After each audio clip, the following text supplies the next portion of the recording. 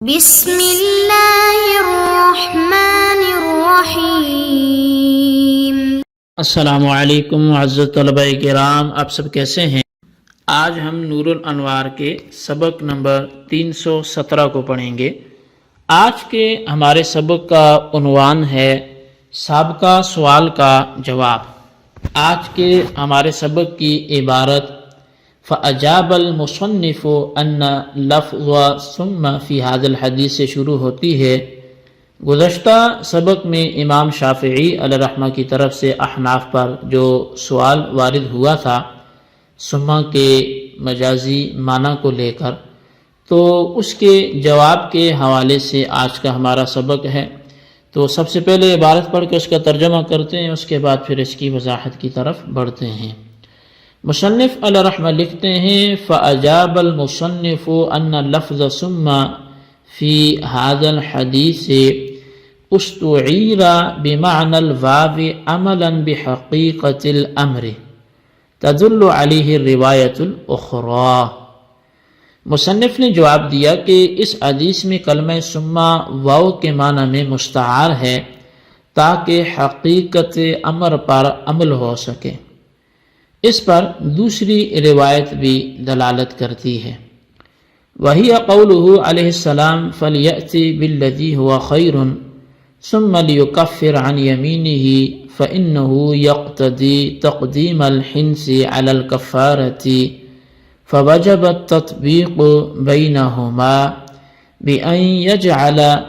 ثُمَّ فِي الرِّوَايَةِ الْأُولَى بِمَعْنَى الْوَاوِ فَيُفْهَمُ مِنْهُ وُجُوبُ كِلَا الْأَمْرَيْنِ أعني الكفارة والحنث من غير تقديم أحدهما على الآخر، ثم يفهم الترتيب وهو تقديم الحنث على الكفارة من الرواية الأخرى۔ فرمایا کہ اور وہ حضور صلی اللہ علیہ وسلم کا قول فَلْيَأْتِ بِالَّذِي هُوَ خَيْرٌ ثُمَّ لِيُكَفِّرْ عَنْ يَمِينِهِ ہے، کیونکہ یہ حدیث کفارہ پر حانث ہونے کی تقدیم کا تقاضا کرتی ہے، لہذا دونوں کے درمیان تطبیق ضروری ہے، اس طور پر کہ کلمہ ثم پہلی روایت میں واو کے معنی میں کر دیا جائے تاکہ اس سے دونوں امر یعنی کفارہ اور حانث ہونے کا بغیر ایک کی دوسرے پر تقدیم کے وجوب سمجھا جائے۔ پھر دوسری روایت سے ترتیب یعنی کفارہ پر حانث ہونے کی تقدیم کو سمجھ لیا جائے۔ تو وَلَمْ يُوْقَسْ لِأَنَّ تَقْدِيمَ الْكَفَّارَةِ عَلَى الْحِنْثِ غَيْرُ وَاجِبٍ بِالِاتِّفَاقِ، اور اس کا برعکس نہیں کیا جاتا کیونکہ حانث ہونے پر کفارہ کی تقدیم بالاتفاق واجب نہیں ہے۔ غایتہ انہ جائز عند الشافعی، زیادہ سے زیادہ یہ کہ امام شافعی علیہ رحمہ کے نزدیک جائز ہے۔ فلو عملنا بالروایت الاولى يلزم وجوب تقدیم الکفارۃ علی الحنث وهو خلاف الاجماع، ويلزم تخصيص الكفارة بالمال من غير مرجح، ويلزم إلغاء الرواية الأخرى، فلذا عملنا بالرواية الأخرى وجعلنا لفظ ثم في الأولى بمعنى الواو ليبقى الأمر على حقيقته، لأن المجاز في الحرف خير من المجاز في الفعل بحمل الأمر على الإباحة ونحوها۔ پس اگر ہم پہلی روایت پر عمل کرتے تو حانث ہونے پر کفارہ کی تقدیم کا وجوب لازم آتا، حالانکہ یہ اجماع کے خلاف ہے، اور بغیر کسی مرجح کے کفارہ بالمال کی تخصیص بھی لازم آتی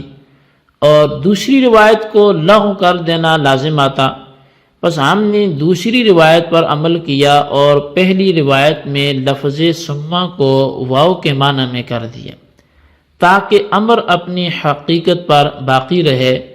کیونکہ مجاز فی الحرف امر کو اباحت وغیرہ پر محمول کر کے مجاز فی الفعل سے بہتر ہے۔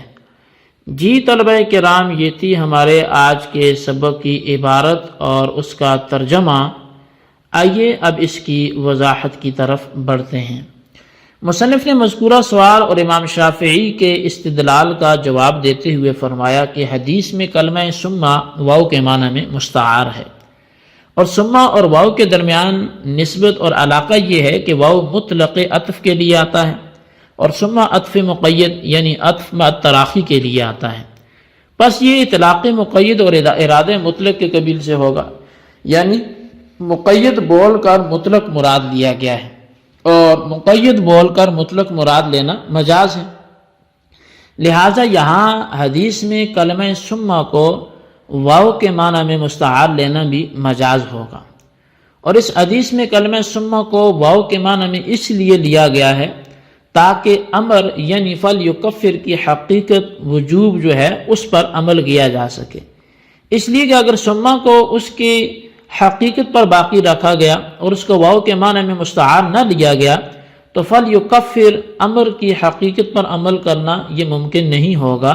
کیونکہ اگر فلیکفر امر کو بھی اس کی حقیقت یعنی وجوب پر باقی رکھا گیا تو اس صورت میں تقدیم کفارہ علی الحنس کا وجوب ثابت ہوگا،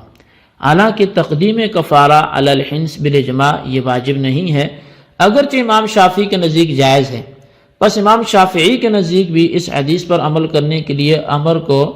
مجازن اباحت پر محمول کرنا پڑے گا، حالانکہ فعل میں مجاز کا ارتکاب کرنے کی بنسبت حرف میں مجاز کا ارتکاب کرنا یہ زیادہ بہتر ہے۔ لہذا کلمہ ثم کو واو کے معنی میں مستعار لینا زیادہ بہتر ہے بنسبت امر کو اباحت پر محمول کرنے کے۔ برحال اس حدیث میں کلمہ ثم واو کے معنی میں مستعار ہے، اور اس پر ایک دوسری روایت یعنی فَلْيَأْتِ بِالَّذِي هُوَ خَيْرٌ ثُمَّ لِيُكَفِّرْ عَنْ يَمِينِهِ بھی دلالت کرتی ہے۔ تو حاصل یہ ہے کہ حانث ہونے کی وجہ سے کفارہ ادا کرنے کے سلسلے میں دو روایتیں ہیں، اور ان دونوں میں تعارض ہے، اس طور پر کہ پہلی حدیث جو ہے وہ تقدیم کفارہ علی الحنس کا تقاضا کرتی ہے، اور دوسری حدیث تقدیم حنس علی الکفارہ کا تقاضا کرتی ہے۔ لہذا تعارض کو دور کرنے کے لیے ان دونوں روایتوں کے درمیان تطبیق پیدا کرنا وہ واجب ہے۔ شارح کہتے ہیں کہ ان دونوں روایتوں کے درمیان تطبیق کی صورت یہ ہے کہ پہلی روایت میں کلمہ ثم کو واو کے معنی میں لیا گیا ہے، اور واو صرف مطلق جمع پر دلالت کرتا ہے، ترتیب کے معنی پر دلالت نہیں کرتا، لہٰذا اس پہلی حدیث سے کفارہ اور حنس دونوں کا وجوب مفہوم ہوگا۔ اس سے قطع نظر کہ مقدم کون ہے اور مؤخر کون ہے۔ پھر دوسری روایت میں کلمہ ثم جو اپنی حقیقت پر اس سے ترتیب مفہوم ہوگی، یعنی تقدیم حنس علی الکفارہ کا وجوب ثابت ہوگا، اور اس صورت میں احناف کا مذہب ثابت ہوگا نہ کہ شوافی کا۔ لیکن اس پر شوافی کی طرف سے یہ کہا جا سکتا ہے کہ تطبیق پیدا کرنے کے لیے اس کا برعکس کیوں نہیں کیا گیا، یعنی اگر روایت اولیٰ میں کلمہ ثم کو اس کی حقیقت پر رکھا جاتا اور روایت ثانیہ میں کلمہ ثم کو واو کے معنی میں مستعار لیا جاتا تو اس صورت میں شوافی کا مذہب یعنی تقدیم کفارہ علی الحنس ثابت ہو جاتا۔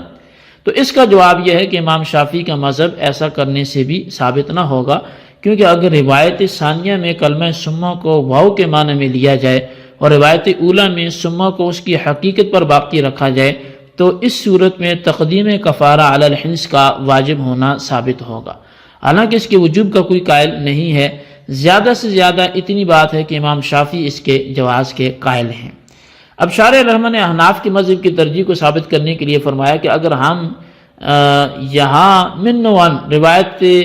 اولیٰ پر عمل کریں تو کچھ خرابیاں لازم آتی ہیں جو کہ درج ذیل ہیں۔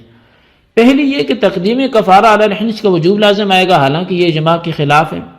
اور دوسری خرابی یہ کہ روایت اولیٰ مطلق ہے، اس سے کفارہ بالمال اور کفارہ بالصوم دونوں کی تقدیم علی الحنس ثابت ہوتی ہے، حالانکہ امام شافعی صرف کفارہ بالمال کی تقدیم علی الحنس کے جواز کے قائل ہیں اور کفارہ بالصوم کی تقدیم علی الحنس کے جواز کے قائل نہیں ہیں۔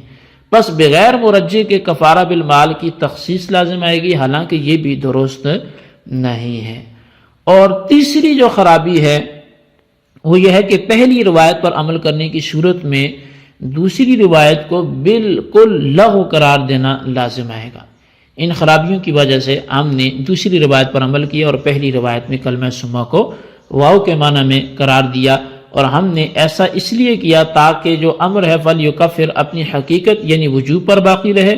کیونکہ حرف یعنی کلمہ سمہ میں مجاز کے ارتکاب کرنا یعنی واو کے معنی میں لینا اس سے بہتر ہے کہ فعل میں مجاز کا ارتکاب کیا جائے، یعنی امر کو اباحت یا نبوت کے معنی پر محمول کیا جائے۔ جی طلبہ کرام، یہ تھی ہمارے آج کے سبق کی عبارت، اس کا ترجمہ، اس کی وضاحت، اس کو اچھی طرح سمجھیں، اس کے خلاصے کو رجسٹر پر لکھیں، بالخصوص ان سوالات کے جوابات دیں۔ سوال نمبر 1 یہ ہے کہ یہاں پر جب فعل ایک طرف اس کو مجاز پہ محمول کرنا پڑ رہا ہو یا پھر حرف کو مجاز پہ محمول کرنا پڑ رہا ہو تو بہتر کیا ہے کہ کس سے مجاز مراد لیا جائے۔ اور سوال نمبر 2 یہ ہے کہ اگر روایت اولیٰ پر ہم عمل کریں تو کون کون سی خرابیاں لازم آتی ہیں، کوئی سی 2 تحریر کریں۔ اللہ تبارک و تعالیٰ سے دعا ہے جو کچھ ہم نے پڑھا سنا سے یاد رکھنے کی توفیق نصیب فرمائے۔